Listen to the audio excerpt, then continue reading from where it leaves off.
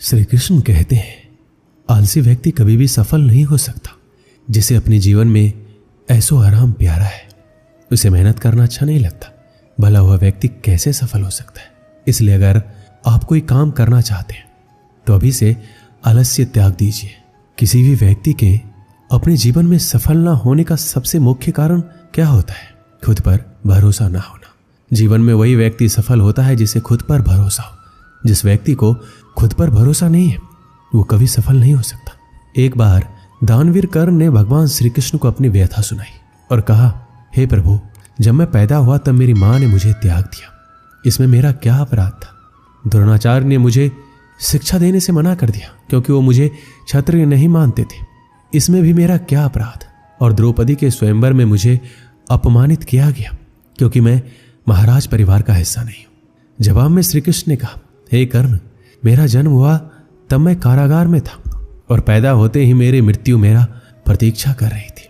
जिस रात मेरा जन्म हुआ उस रात मुझे मेरे माँ बाप से अलग होना पड़ा, जहां पहुंचकर मुझे हर वो काम करना पड़ा जो एक गरीब परिवार में करना पड़ता है। गायों का गोबर हाथ से उठाना। जब मैं चल नहीं सकता था तब मुझ पर प्राणघातक हमले किए गए। मुझे मारने की बार बार कोशिश की गई।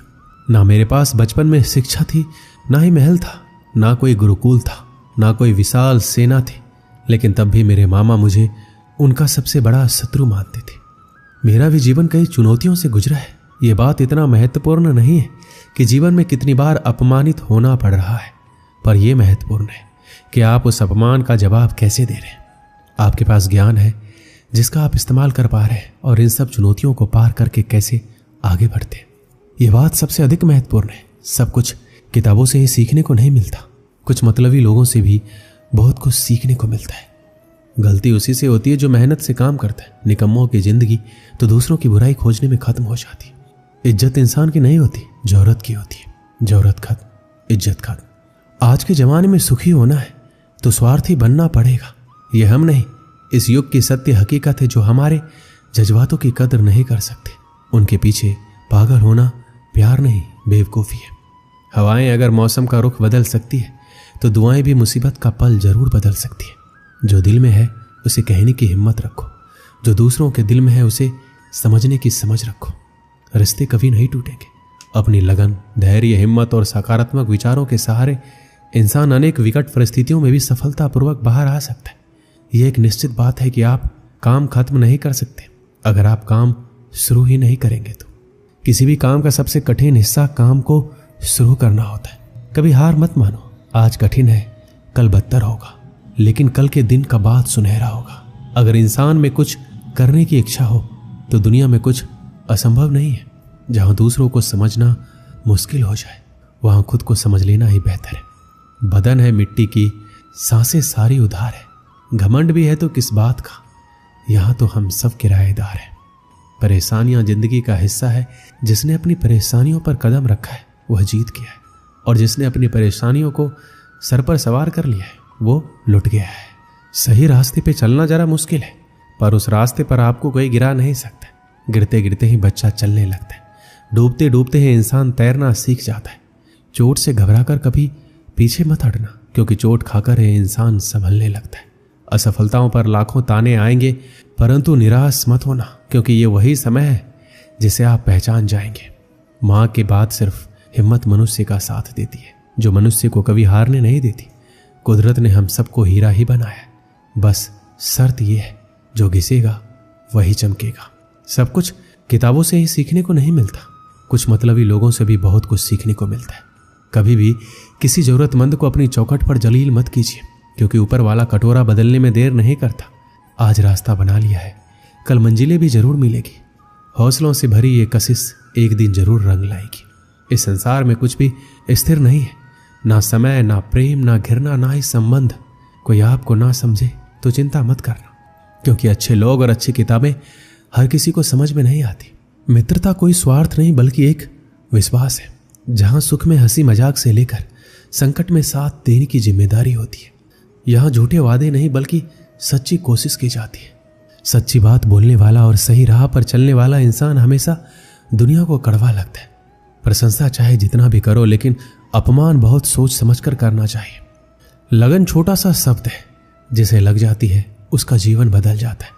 जब रिश्ते रुलाने लगे तो उसे नजरअंदाज करना सीखो, जिंदगी बहुत आसान हो जाएगी। दुख आने से पहले ही दुखी होने वाला व्यक्ति आवश्यकता से अधिक दुख भोगता है। असफलताएं जीवन का एक हिस्सा है। अगर आप कभी असफल नहीं होंगे तो आप कभी सीखेंगे ही नहीं, और जब आप सीखेंगे नहीं, परिणाम स्वरूप आप में बदलाव नहीं आएगा और ना ही आप कई चीजें सीख पाएंगे। इसलिए जीवन में असफलताएं बहुत महत्वपूर्ण है। वक्त से लड़कर जो नसीब बदल दे, इंसान वही जो तकदीर बदल दे। कल क्या होगा कभी मत सोचो, क्या पता कल खुद अपनी तस्वीर बदल दे। श्री कृष्ण कहते हैं, इंसान के बर्बाद होने के 5 कारण हैं: नींद, गुस्सा, डर, थकान और काम टालने की आदत। सफलता खुशी की चाबी नहीं है, खुशी सफलता की चाबी है। आप जो कर रहे हैं उससे अगर आप प्यार करते हो तो आप जरूर सफल होंगे। दूसरों का भला करने वाले मनुष्य को हमेशा कष्ट का सामना करना पड़ता है, क्योंकि हमेशा फल देने वाले वृक्ष को पत्थरों की मार सहनी पड़ती है। सत्य से कमाया हुआ धन हर प्रकार से सुख देता है, छल कपट से कमाया हुआ धन हमेशा दुख देता है। एक समझदार व्यक्ति वही है जो दूसरों को देखकर उसकी विशेषता को सीखता है, उससे तुलना और ईर्ष्या नहीं करता। एक समय की बात है, एक निर्धन व्यक्ति राजा के महल में माली का काम करता था। उसने राजमहल के बाग में कई प्रकार के फलों के पेड़ लगाए थे। जो फल पक जाते वो तोड़कर राजा के सामने प्रस्तुत कर देता। कई बार खुश होकर राजा उसे इनाम भी देते। एक बार बाग में आम, अंगूर और नारियल के फल हुए। माली टोकरी लेकर बाग में पहुंचा और सोचने लगा कि आज कौन सा फल महाराज के लिए ले जाऊं। कुछ देर सोचने के बाद उसने अंगूर तोड़ लिए और टोकरी में भरकर राजा के पास पहुंचा। उन दिनों राजा कुछ चिंतित था। उसे गुप्तचर द्वारा सूचना मिली थी कि पड़ोसी राज्य का राजा उस पर आक्रमण की तैयारी में। वह इस बारे में गहन सोच विचार में डूबा हुआ था। तभी माली उसके पास पहुंचा और चुपचाप उसके सामने टोकरी रखकर कुछ दूर जाकर बैठ गया। राजा मंथन करते करते टोकरी से अंगूर उठाकर खाने लगा। वह आधा अंगूर खाता और आधा फेंक देता, जो माली के ऊपर गिरता। जैसे ही अंगूर माली को लगता, वह कहता, भगवान तू बड़ा दयालु है। सोच विचार में डूबे राजा का ध्यान इस और नहीं था कि वह अंगूर माली के ऊपर फेंक रहा है। एक बार फिर उसने अंगूर माली के ऊपर फेंका और माली ने फिर से कहा, भगवान तू बड़ा दयालु है। इस बार राजा का ध्यान माली की ओर चला गया। उसने आश्चर्य से उसे देखा और पूछा, माली, मैं तुम्हें जूठे फल फेंक रहा हूं और तुम कह रहे हो भगवान तू बड़ा दयालु है। इसमें भगवान की दया कैसी है? माली ने उत्तर दिया, महाराज, आज बाग में 3 तरह के फल थे, आम, अंगूर और नारियल। मैं सोच रहा था आपके लिए कौन सा फल लाऊं। भगवान की दया से मेरी बुद्धि में आया कि आपके लिए अंगूर ले चलो, और मैं अंगूर ले आया। यदि मैं आम और नारियल ले आता तो सोचिए मेरा क्या हाल होता। इसलिए मैं कह रहा हूं कि भगवान बड़ा दयालु है। राजा माली का उत्तर सोचने लगा कि वह व्यर्थ में चिंतित है। भगवान की दया से उसे समय रहते पड़ोसी राज्य के राजा के पहले से ही हुई योजना का पता चल गया है। इससे उसे अपने राज्य की रक्षा की तैयारी का पर्याप्त समय मिल गया है। उसने भगवान को धन्यवाद दिया और राज्य की रक्षा की तैयारी में जुट गया। जब युद्ध हुआ तो उसमें उसकी विजय हुई और उसने अपना राज्य बचा लिया। इस कहानी से हमें क्या सीख मिलती है? समय का चक्र ऐसा ही है, कभी अच्छा समय आएगा तो कभी बुरा। अच्छे समय में हम भगवान को धन्यवाद देना भूल जाते हैं और बुरे समय में शिकायत करने लग जाते हैं, जबकि आवश्यकता है अच्छे समय के लिए हम भगवान का धन्यवाद करें और बुरे समय के लिए आभार व्यक्त करें कि हमें हर परिस्थितियों का सामना करने के लिए ही वह हमारे सामने वो परिस्थितियां उत्पन्न की है।